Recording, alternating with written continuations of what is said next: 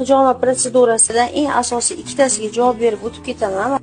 Mijozimizni tayyorlab olamiz. Qo'l massaji bilan qo'l massajlarini o'tkazib oldik. Ana undan keyin asosan vakuumli massaj.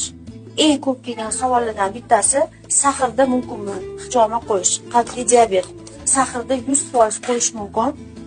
Teri o'zini o'zi tiklash xususiyatiga ega. Bu degeneratsiya deydi. Har bir kesilgan nadrez o'zini o'zi tiklab ketadi. Sahrga hech qanaqa nojo'ya ta'siri yo'q. Qandli diabet bilan kasallangan bemorlarga hijoma 100% mumkin bo'ladi. Aynan tanada shunaqa nuqtalar bor, hijomada shunaqa nuqtalar bor. O'zining asosiy nuqtasi bu sahr tushadigan nuqtalar. Bunga biz har doim birinchi navbatda shu nuqta bilan ishlab olamiz. Hech qanaqa nojo'ya ta'siri bo'lmaydi. Ikkinchi asosiy savolingiz, gemoglobini past bo'lgan odamlarga hijoma qo'yish mumkinmi?